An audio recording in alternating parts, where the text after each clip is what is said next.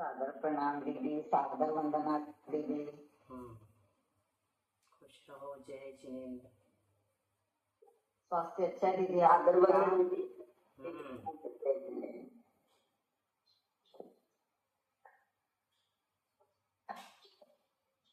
मेरे को दिख क्यों नहीं रहे आप लोग?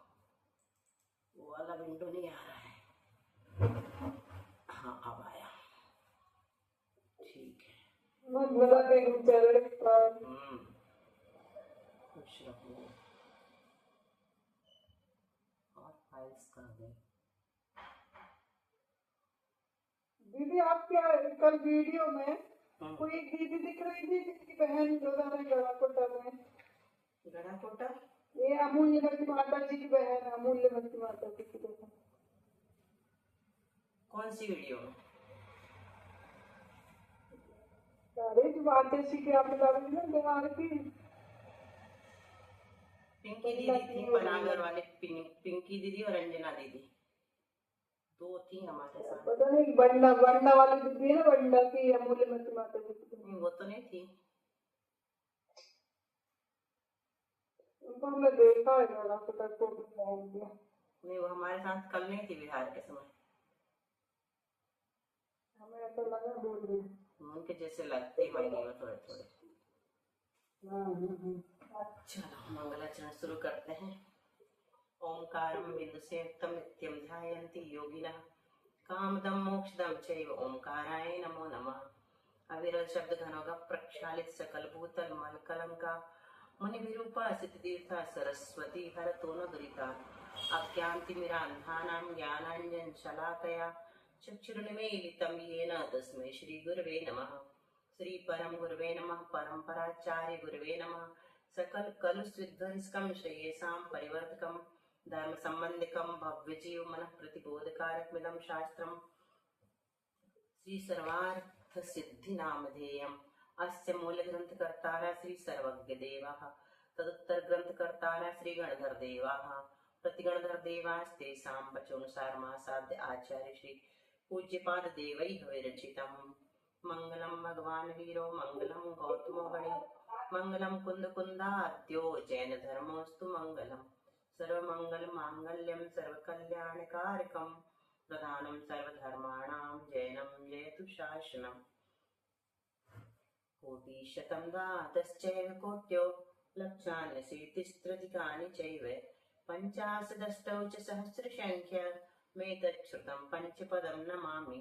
अर्हन्त भासियत्थं गणहरदेवी गन्धियं सम्मं प्रणमामि भक्तियुक्तो सुदना नमो वहिं शिरसा इच्छामि भन्ते सुगति कासक कतसलोचो अंगों पैण्य पाहुड़ परियम सुत्त पड़मान्यो उपगय चूलिया चैव सुत्तथय त्विधम कहायम सयानच्चिकालम अंचेमि पूजेमि वंदामि नमस्सामि दुख खाओ कमक खाओ पोहिला हो सुगई हमनम समाहिमाणम निर्मण संपत्ति ओम अच्छम। नमो अरहंताणम नमो सिद्धाणम नमो आयरियाणम नमो उवच्छायाणम नमो लोये सव्यसाहूनम। श्रुत जलधि पारेभ्यः सपरमद्विभावना पटुमतिभ्यः सुचरित पोने दिभ्यो नमो गुरुभ्यो गुणगुरुभ्यः। 36 गुण समग्गे पंचविहाचार करण संदर्शे शिष्यानुग्रह कुशले ब्रह्मायरिये सदा वंदे गुरुवत्ति संजमेनय तरन्ति संसार सायरं घोरं चिन्नन्ति अट्ठकम्मं जन्मन मरणं न पावयन्ति ये नित्यं व्रतमन्त्रहोमनिरता ध्यानाग्निहोत्राकुला षट्कर्माभिरतास्तपोधनदना साधुक्रिया साधवा शीलप्रावरणा गुणप्रहरणाश्चन्द्रार्कते ज्योतिका मोक्षद्वारकपाटपाटनभटा प्रणमतु मां साधवा।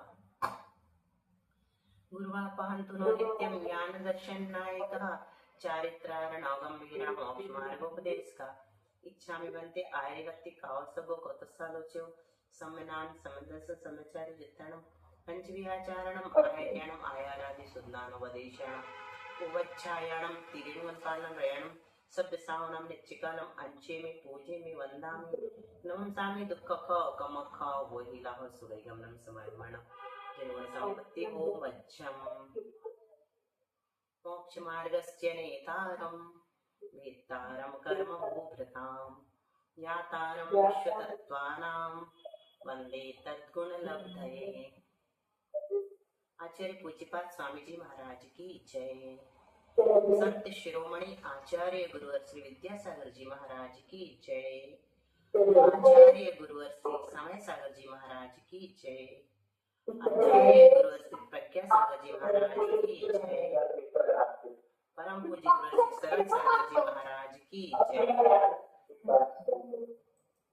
तीन कम 9 करोड़मणि महाराज की जय। द्वादशांग जिनवाणी माता की जय।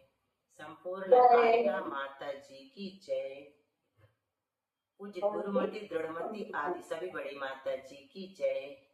आरिका श्री 105 चिंतन मती माता जी की जय। सबकी जय। चलो, तो कल हम लोग रुक गए थे यहाँ पर संयम मारणा के अनुवाद से। सामायिक और छेदोपस्थापना संयत जीवों के 3 सम्यक दर्शन होते हैं। आज शुरू में प्रश्न इसलिए नहीं पूछ रहे हैं क्योंकि बीच में बहुत सारे प्रश्न आने वाले हैं, ठीक है। तो पर हुआ एक ही चीज कुछ समझ नहीं आया था संयम मार्गणा का कल, बहुत कंफ्यूजन था और पता भी नहीं है मार्गणा क्या होती है। वही तो कह रहे हैं, आप बता दो। तो कोई बताएगा मारणा किसे कहते हैं? जिनके माध्यम से जीवों की खोज की जाती है उसे मारणा कहते हैं। जीवों का अन्वेषण किया जाता है, जैसे गति। पहले नंबर की मारणा क्या है? गति। तो गति के माध्यम से हमने क्या किया? चारों गतियों में जीवों की खोज की, यानी जानकारी प्राप्त की कि जीव चारों गतियों में किस किस तरह के होते हैं। तो हमने अभी सम्यक दर्शन के माध्यम से प्राप्त की है। जब हम सत संख्या वाला सूत्र पढ़ेंगे तो उसमें जीव के माध्यम से समझेंगे। हमने बताया था ना पहले कि सम्यक दर्शनादि 3 और जीवादि 7 है ना। इनका ज्ञान हम कर रहे हैं। इनका ज्ञान करने से संपूर्ण श्रुत में जो भी आवश्यक तत्व है उनका हमें ज्ञान हो जाता है, आवश्यक बातें उनका हमें ज्ञान हो जाता है। तो इतना ही हमें जानना है प्रमाण और न्याय के द्वारा, नाम स्थापना द्रव्य भाव के द्वारा, है ना, निर्देश स्वामित्व के द्वारा, सत्संख्या आदि के द्वारा। तो निर्देश स्वामित्व वाला सूत्र हमारा चल रहा है। उसमें हमने क्या पढ़ लिया? निर्देश पढ़ लिया। स्वामित्व में हम लोग चल रहे थे सभी मारणाओं के अंतर्गत जीवों की खोज करने के लिए कि सभी मारणाओं में जीव किस तरह से किन किन का स्वामी होता था, जिसमें सम्यक दर्शन को पकड़ा है। सम्यक दर्शन में जैसे लगाएंगे वैसे ही सम्यक ज्ञान का लग जाएगा, वैसे ही सम्यक चारित्र का लग जाएगा। तो मारणा किसे कहा? मृग्यते किया जाता है, जिनके माध्यम से, है ना, जिनके माध्यम से जीवों का अन्वेषण किया जाता है। मार्ग यानी खोज होता है। मार्ग जैसे हम जा रहे हैं रास्ते से, तो हम मंजिल की खोज में जा रहे हैं ना, तो वो खोज कराने वाला ही तो मार्ग है ना, रास्ता। अब जैसे मोक्ष मार्ग है, तो ये मार्ग जो है मोक्ष में किसकी खोज कराएगा? मोक्ष की खोज करा रहा है, पर मोक्ष मिल जाएगा अगर हम उस मार्ग पर चलते रहे। तो इस प्रकार से मृग्यते अनेन जीवा इति मारणा, मृग्यते खोजे जाते हैं। अब सबसे पहले गति मारणा हमने ली। तो गति मारणा में हमें गतियों के नाम तो पता है, लेकिन गति मारणा किसे कहते हैं? तो जिन गतियों के माध्यम से आत्मा की खोज की जाती है, जैसे नरक गति। नरक गति के माध्यम से हमने नारकी जीवों की खोज की। जीव मतलब आत्माएं हैं, वो सब वहां भटक रही हैं नरकों में, है ना। तो जिन गतियों के माध्यम से आत्मा की खोज की जाती, फिर हमने त्रियंच गति के माध्यम से देखा कि अनंत अनंत जीव त्रियंच गति में है, कहाँ कहाँ मिलेंगे। तो ये सब हम अभी पढ़ते चलेंगे क्रमशः, है ना। एक फिर इंद्रिय मारणा देखी, तो 5 इंद्रियों के माध्यम से हमने खोजा।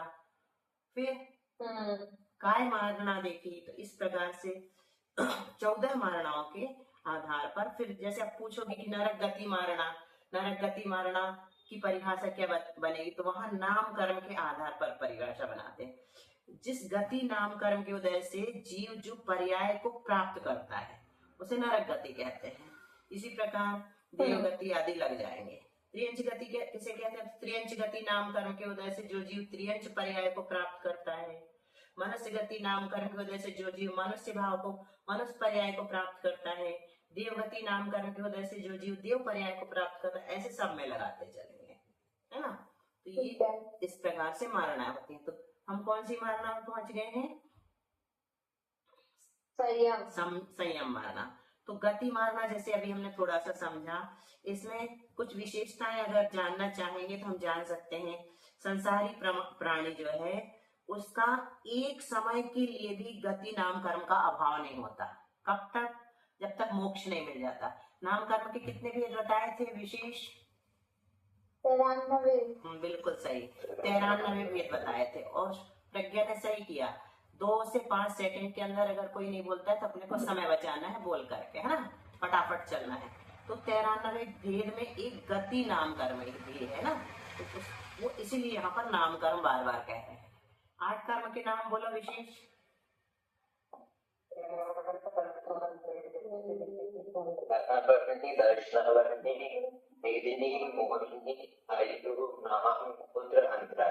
आप लोगों का नेटवर्क अभी कुछ पुअर चल रहा है ना, लेकिन फिर भी सबको समझ में आ गया, ठीक है। तो क्या कहा यहाँ पर? संसारी प्राणी का एक समय के लिए भी, एक समय की परिभाषा कौन बताएगा?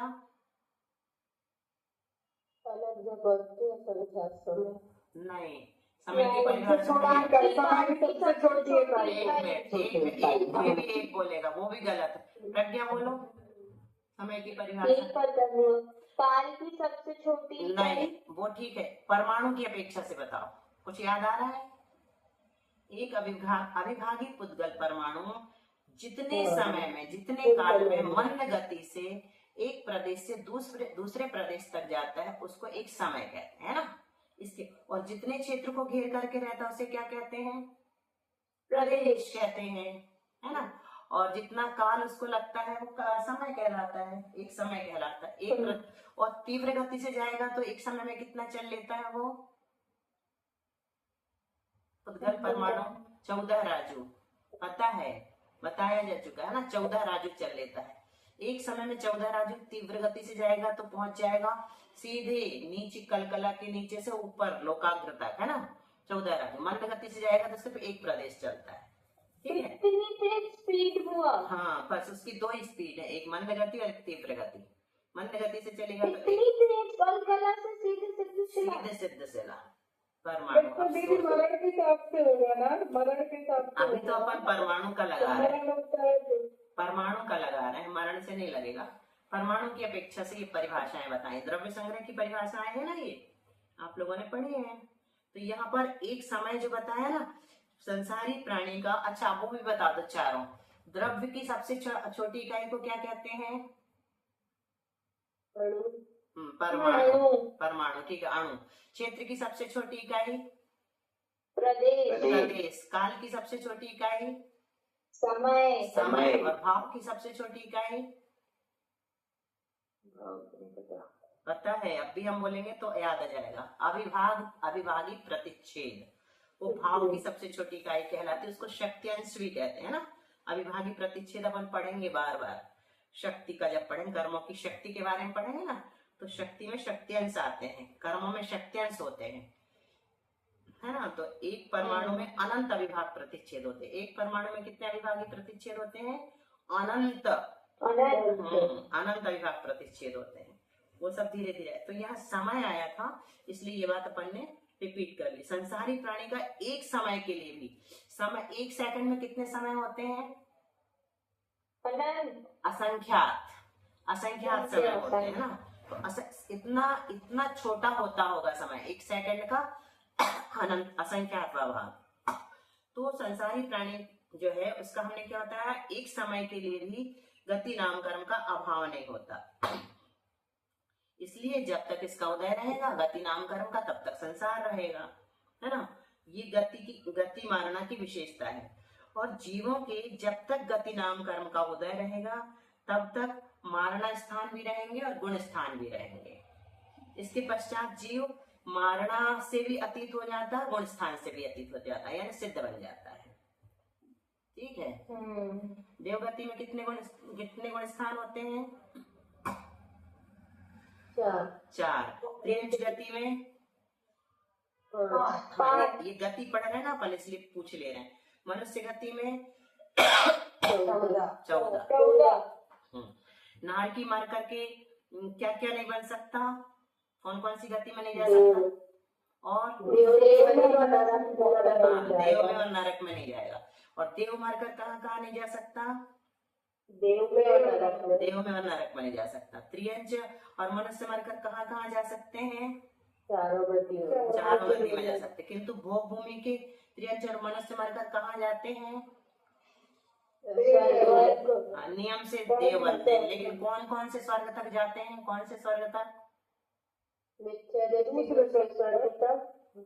नहीं, फिर से बोलो, क्या बोला, मिथ्या दृष्टि भावनात्रिक में, हाँ, मिथ्या दृष्टि भावनात्रिक में, हाँ, सम्यक दृष्टि दूसरे स्वर्ग तक। स्वधर्म ईशान स्वर्ग तक ही जाते हैं, इससे ऊपर भोग भूमि के मनुष्य त्रियंच नहीं जाएंगे। मिथ्या दृष्टि और सम्यक दृष्टि दो ही प्रकार के जीव होते हैं भोग भूमि में, है ना, सभी जगह होते हैं। तो वहां के जो मिथ्या दृष्टि होंगे वो भावनात्रिक में जन्म लेंगे, और जो सम्यक दृष्टि होंगे वो कहाँ जाएंगे, स्वधर्म ईशान स्वर्ग तक जाएंगे। ठीक है। और आर्य मनुष्य के कितने भेद हैं, कितने प्रकार, कहाँ कहाँ मिलेंगे मनुष्य, तो आर्य बनते हैं, म्लेच्छ मनुष्य होते हैं, विद्याधर मनुष्य होते हैं, भोग भूमि में भी मनुष्य होते हैं, कर्म भूमि में होते हैं, अंतरदीपज मनुष्य होते हैं। अंतरदीपज किसी को पता है,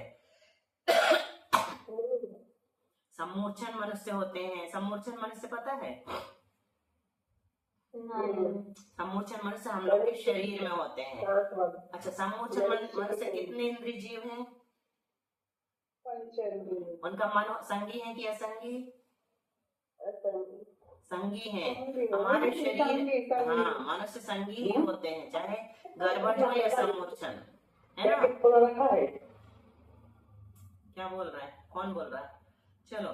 तो सम्मूर्छन मनुष्य हमारे शरीर, हाँ, हमारे शरीर में कहाँ है सम्मूर्छन, हमारे शरीर में पसीना आता है तो बगल में उत्पन्न हो जाते हैं, आर्मपिट में, और कांकरी कहते हैं उसको, जहाँ हमारे मलमूत्र में उत्पन्न होते हैं। और अगर मनुष्य के शरीर में नहीं होते तो जहाँ युद्ध होते ना, वहां पे जो सैनिकों के मलमूत्र पड़े रहते हैं उनमें उत्पन्न हो जाते हैं। और उनका आकार पता कैसा होता है, हमारे शरीर जैसे ही आकार होता है। और वो लब्धियां पर्याप्त, वो अगर आप बोल रहे कांकरी में हो जाते हैं पसीने के साथ, और उनका आकार अपने जितना बड़ा है, तो वो कैसे आएंगे, बड़ा नहीं कहा, अपने जैसा आकार है। वो तो इतने सूक्ष्म हैं कि वो तो दिखते ही नहीं है, इतने छोटे हैं कि वो तो दिखते ही नहीं है ना। और असंख्यात होते हैं, एकाध दो भी नहीं होते, असंख्यात होते हैं। क्या बोला, और सब इतने छोटे होके भी हमारे शरीर के आकार जैसे होते हैं। हाँ, उनकी आकृति तो होगी ना, अब जीव है तो आकृति तो होगी। तो आकृति कैसी होती है हमारे, मन कैसे होता है, वो मन होता है, वही तो सरप्राइजिंग है कि मनुष्य जो है वो बिना मन के होते ही नहीं, चाहे सम्मूर्छन हो अथवा गर्भज हो, है ना। मनुष्य संगी ही होते हैं। बाकी और पर्याप्तक मनुष्य होते हैं। दीदी नहाते तो कम मर जाते हैं, ऐसा कहते थे बेनाड़ा जी की, अच्छे ढंग से जो नहाते खूब साफ सफाई से, उनके शरीर में नहीं रहते, मतलब कम हो जाते हैं, बच जाते अपन उनसे, ऐसा कहा करते थे। बेनाड़ा जी का ये मानना था और हमारा भी मानना, इसलिए हम भी खूब अच्छे से नहाते, डिटॉल डाल नहीं तो मरते नहीं है क्या, मरेंगे तो वो तो जन्म लेते मरते एक श्वास में 18 बार, मतलब उनका थोड़ा कम टाइम भी होता है, एक श्वास में 18 बार जन्मते मरते रहते वो, अपन ना भी नहाओ तो। लेकिन अब क्या है, अपना तो वो, उसको तो, अपने को तो छूट है ना, आरंभी हिंसा, उद्योगी हिंसा, विरोधी हिंसा, ये सब के अंतर्गत आ जाता है। चलो, इसके बाद अंतरदीपज, जो समुद्र में द्वीप होते हैं ना, वहां पर जो उत्पन्न होते हैं कुभोग भूमि के मनुष्य, उनको अंतरदीपज मनुष्य कहते हैं। कुभोग भूमि के वो, हाँ क्या नहीं, सम्मूर्छन जीव भी करते हैं, लेकिन कहीं कहीं आया कि 8 बार करते हैं सम्मूर्छन मनुष्य, पूरे 18 बार नहीं करते। इनका भी इतने कम छोटा ही होता है समय, सबका 18 बार का नहीं है, कम ज्यादा है। जीव खंड में इनका 8 बार आया है, कम बार आया है ना। तो और अंतर्दीप पर मनुष्य आकार के होते हैं। उनका शरीर तो शरीर मनुष्य जैसा होता है, लेकिन नाक हाथी की सूंड जैसे हो जाएगी, कान हाथी के कान जैसे हो जाएंगे। दीदी जो एक कुबोभूमि कहलाएगी। हाँ, कुबोभूमि के मनुष्य ही अंतर्दीपज होता है। वो अंतर्दीप में द्वीपों में, समुद्र के अंदर द्वीपों में उत्पन्न होते हैं, वो समुद्रों में द्वीपों में। दीदी ये कुबोभूमि क्या है मतलब? हाँ, कुबोभूमि अब 2.5 द्वीप के समुद्रों में लेंगे तो कुबोभूमि वहां नहीं मिलेंगी ना। ये तो अपने पास 2.5 द्वीप के अंतर्गत नहीं मानेंगे, लेकिन बाकी के जो द्वीप हैं उनमें कुबोभूमि कहलाएंगे, अंतर्दीपज। इनमें भी हो सकते हैं समुद्रों में। एक हाथ के होते। नहीं, ये नहीं होते एक हाथ की। इनकी अवगाहना एक हाथ की नहीं, बड़ी होती है ना। तो ये अपने जैसे होते बस उनके हाँ? हाँ, सब कुछ होते हैं। हाँ, समूर्छन मनुष्य नियम से आहारखंड में होते हैं और वे लब्धि अपर्याप्त ही होते। लिच्छ खंड में नहीं होते, आहार शरीर में नहीं होते, देव और नारकियों के नहीं होते। 8 स्थान है जहाँ पर समूर्छन जीव नहीं उत्पन्न होते हैं, तो वो बताएंगे कल। अब चलो थोड़ा सा संयम मारणा के अनुवाद से अब प्रज्ञा को समझ में आ जाएगा। संयम मारणा कोई बताएगा किसे कहते हैं? नाम बता सकते हैं। संयम मारना किसे, संयम किसे कहते हैं? चलो ये बताओ फिर। मारना, संयम मारना किसे? संयम जो है अहिंसा आदि महाव्रतों को धारण करना, ईर्ष्या आदि समितियों का पालन करना, ये तो पता है ना। क्रोध आदि कषायों का निग्रह करना और मन वचन काय की प्रवृत्ति को नियंत्रित करना, ये कहलाता संयम। और संयम मारना किसे कहेंगे? तो संयम के माध्यम से जो आत्मा की खोज की जाती है उसे संयम मारना कहते हैं। हर जगह वही लगाना है। संयम मारना में संयम के माध्यम से खोज करेंगे, लेष्या मारना में लेष्या के माध्यम से खोज करेंगे, जो भी मारना हो, है ना। ठीक है। खोज आत्मा की करेंगे। ज्ञान मारना में ज्ञान के माध्यम से आत्मा की खोज करेंगे, इस ज्ञान वाले जीव कैसे होंगे, है ना। इसी प्रकार सब मारना में अपन धीरे धीरे लगा लेंगे, अभी पूरा एक साथ नहीं बताएंगे। कषायों के माध्यम से जीवों की खोज करना कषाय मारना कहलाएगा। ठीक है। वेद कर्म, वेद के माध्यम से, वेदों के माध्यम से आत्मा की खोज की जाती है, उसे वेद मारना कहते हैं, है ना। सब वेदों को भी अपन धीरे धीरे पढ़ेंगे। अभी आज इंटरेस्टिंग विषय जो कल छोड़ा था, थोड़ा सा उसको आगे बढ़ाते हैं। शुभी पढ़ो यहाँ से। प्रज्ञा। हाँ बुआ। संयम मार्गना के अनुवाद से ना, संयम मार्गना के अनुवाद से सामायिक और छेदोपस्थापना संयत जीवों के तीनों सम्यक दर्शन होते हैं। ये बताओ पहले।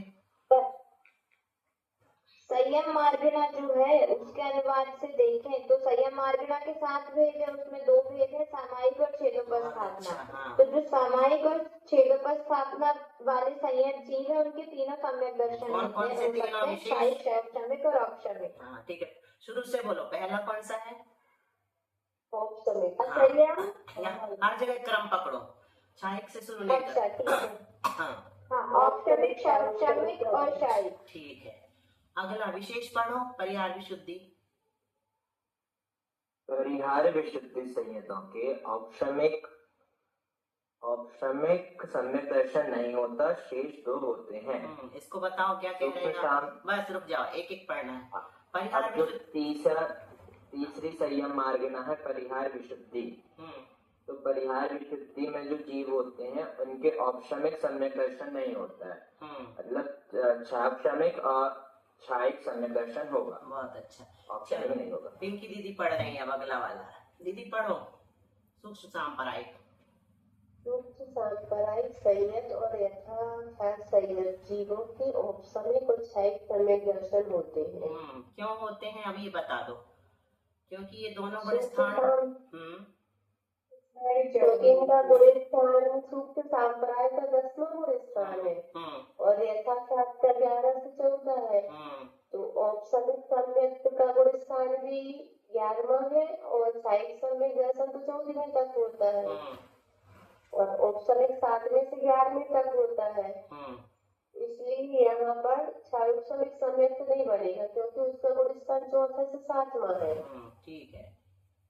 तो औपक्षमिक जो है आपने अभी बताया 7वें से 11वां और क्षायिक का भी 7वां तक है, लेकिन उसको यहाँ पर इसलिए नहीं ले रहे हैं क्योंकि ये श्रेणी के गुण स्थान है।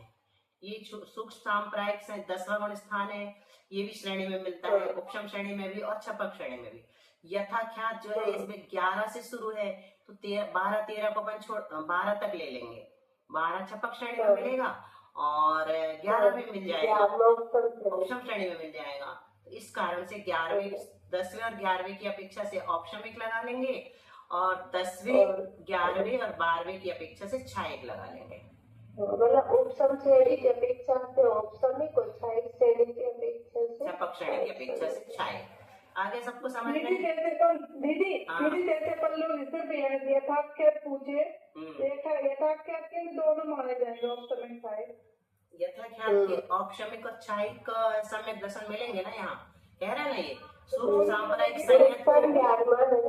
हाँ बोल रहा है ना, इसको पढ़ो। सूक्ष्म सांप्रायिक संयत और यथाख्यात संयत जीवों के दोनों ही होते हैं। सूक्ष्म सांप्रायिक के भी दोनों होंगे और यथाख्यात के भी दोनों होंगे, दोनों होंगे। तो ये इसमें 11वें 12वें की अपेक्षा से लगाएंगे और छायक सम्यक दर्शन है ना, 12वां छायक की अपेक्षा से लगेगा।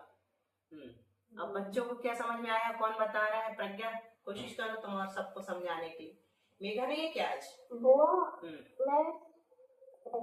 समझा तो दूं, पर मेरे को ये नहीं समझ आ रहा है कि सामायिक जीव और छेदोपस्थापना संयत जीव कौन होते हैं, परिहार विशुद्धि सुनो, बहुत संयत अच्छा, जीव वेरी कौन गुड होते हैं? Very good. सुनो ये वो सामायिक अच्छा पहले सविता दीदी बोल रही है इसके भेद। पहले बोलो सविता, संयम मारना के, संयम मारना के 7 भेद बताओ। हाँ 7 भेद।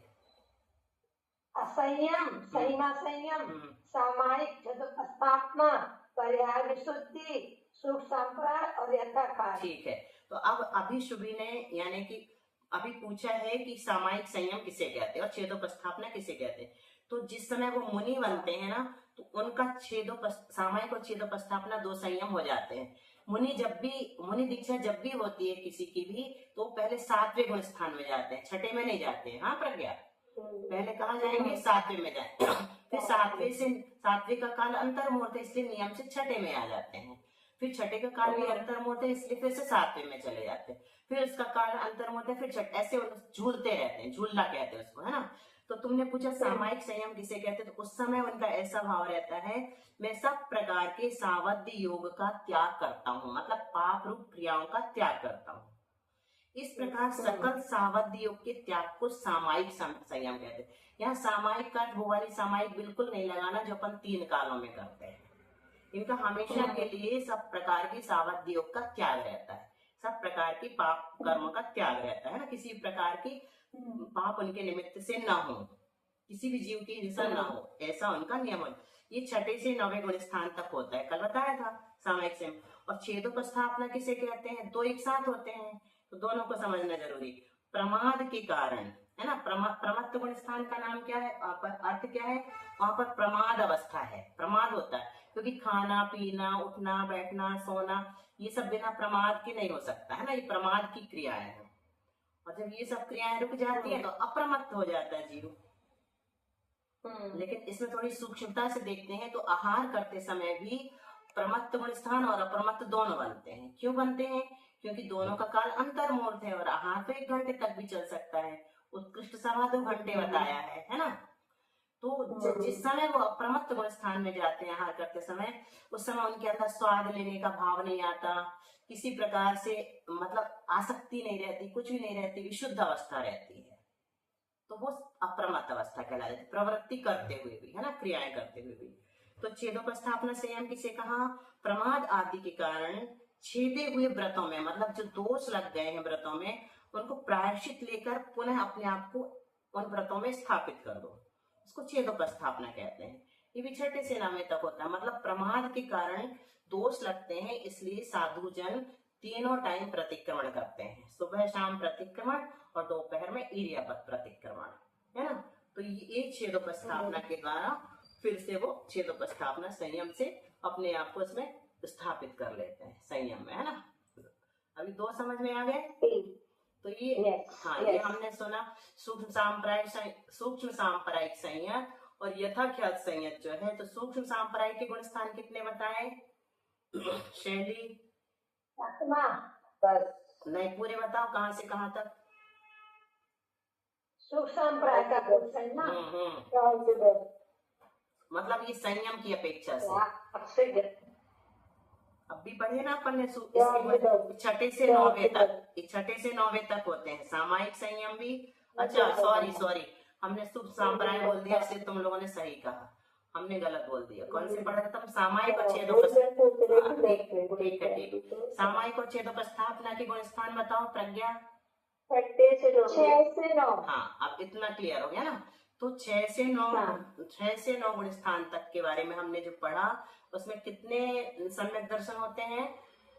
3 हो जाएंगे। सबको समझ में आ गया? विशेष हाँ, क्या बताया? दीदी एक प्रश्न हमको पूछना है। हाँ, पूछना जरा, क्या है बच्चों के दीदी साथ? वो आपने बताया कि सामायिक और छेदोपस्थापना 6 से 9 तक है। तो वो 8, 9 में तो ध्यान में रहते हैं, तो फिर कैसे बनता है वो छेदोपस्थापना? तो क्या हुआ? ध्यान से क्या बात है? नहीं, वो आपने भी बताया कि आहार करते समय नहीं, वो तो 7वें गुण स्थान को बताया कि कैसे वहां पर हो सकता है 7वें गुण स्थान में। बाकी 8वें और 9वें गुण स्थान आहार करते समय नहीं होते, वो तो श्रेणी के होते हैं। तो श्रेणी में भी 3 सम्यक दर्शन हो सकते हैं संयम मार्ग के अनुसार से। छठा और 7वां तो बनेगा, और 8वां 9वां कब बनेगा? श्रेणी में रहेंगे तब बनेगा। लेकिन श्रेणी वो पूछा कैसे बनेगा? कैसे बनेगा? ध्यानावस्था है, सामायिक छेदोपस्थापना संयम उनके पास है, उनके स्वामी है वो स्वामी की अपेक्षा बना। हाँ, उस समय भी उनकी सब सावध्य क्रियाओं का त्याग है, और छेदोपस्थापना रूप भी उनके भाव हैं। वो तो भाव की क्रिया है, भाव रूप है ना। ठीक है। परिहार विशुद्धि के अपन ने कल पढ़ लिया था, औपशमिक नहीं होता, शेष 2 होते हैं, ये पढ़ लिया। तो वो परिहार विशुद्धि कौन होते हैं? हाँ, परिहार विशुद्धि संयम अपन ने, जिस संयम में हिंसा का परिहार ही प्रधान हो, उस संयम को परिहार विशुद्धि कहते। कल सुना था, जो जन्म से लेकर 30 वर्ष तक सुखी रहकर दीक्षा लेते हैं, और तीर्थंकर के पादमूल में 8 वर्ष तक प्रत्याख्यान पूर्व कितने हैं? 14 में से एक 8वें नंबर का पूर्व प्रत्याख्यान पूर्व, उसका वो अध्ययन करते हैं। 10वां है, देख लेना उसको, 10वां होगा। 8वां ज्ञान प्रवाद पूर्व है, सही है। तो 10वें नंबर का जो पूर्व है प्रत्याख्यान पूर्व, उसका अध्ययन करते हैं। तो उनको उसमें रुचि रहती है, किसमें? जीव रक्षा में। जीव रक्षा का तीव्र भाव होता है उनको, तो वो उसी को अध्ययन करते यानी ऐसी पुस्तक खोल के जैसे अपन पढ़ रहे वैसे नहीं पढ़ते हो, मतलब दिव्य ध्वनि में जो आता है वो उसमें से उसको विशेष रूप से ग्रहण करते होंगे, है ना।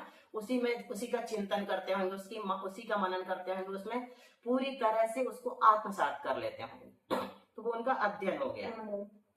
ठीक है। तो जब वो ऐसा करते हैं तो उनके परिहार विशुद्धि संयम प्रकट हो जाता है, और इनके शरीर से फिर किसी जीव का विघात नहीं होता, किसी का भी नहीं होता, इनको पीछे भी नहीं लगानी पड़ती। लेकिन इनको तीनों संध्या काल को छोड़कर रोज 2 कोस चलना जरूरी होता है। कोस कितना बड़ा होता है? एक कोस कितना बड़ा होता है? 2 मील का 1 कोस होता है। तो कितने किलोमीटर हो जाएगा? 1 मील में कितना किलोमीटर होता है? 1.5, है ना।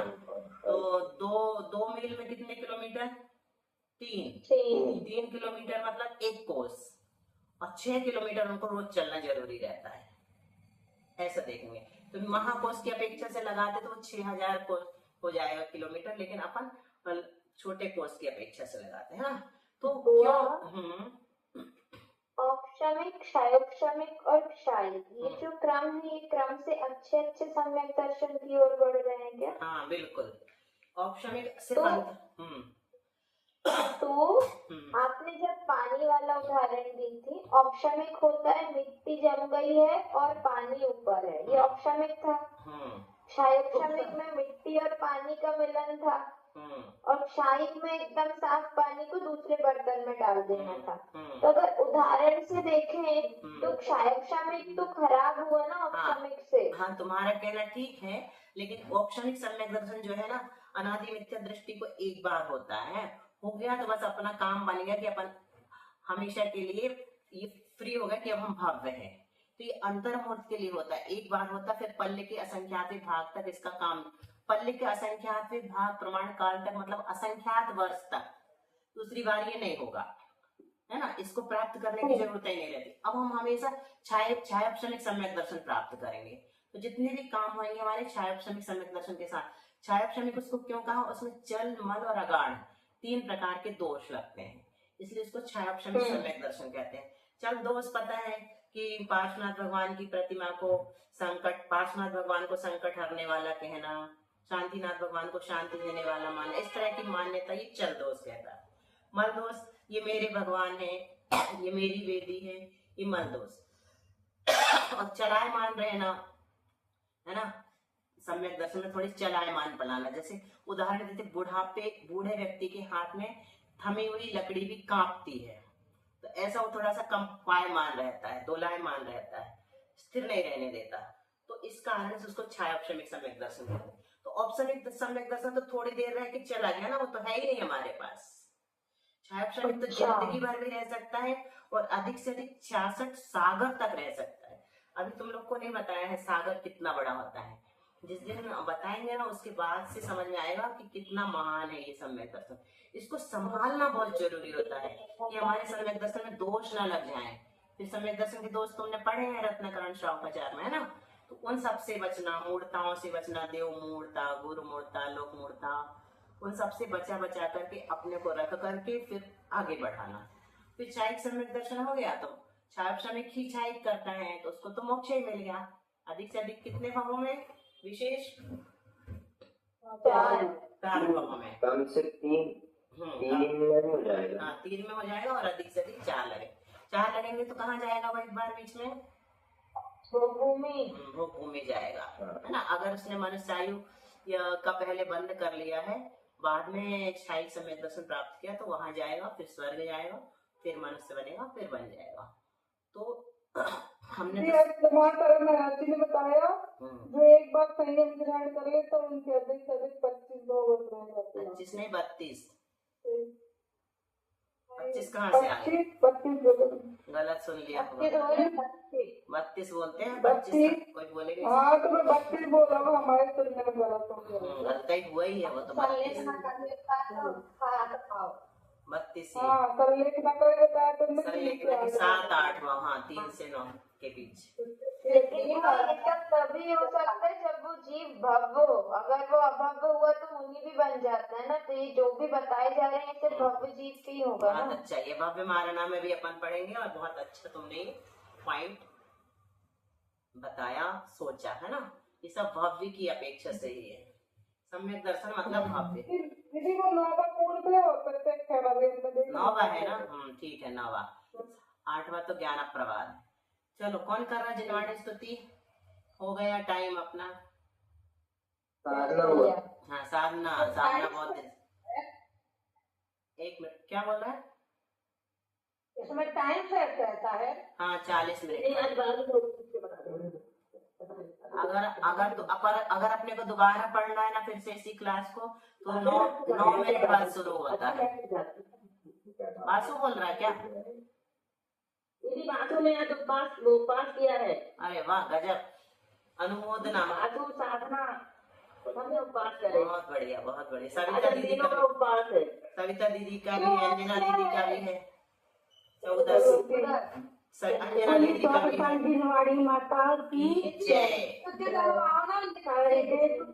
बोलता भी सर, नमस्कार करती हूँ बारे बारे, ज्ञान का तो बरसान एक बार दीजिए। माता जग माता तू है, भाग्य की विधाता तू है, तेरा आशीर्वाद माता एक बार दीजिए।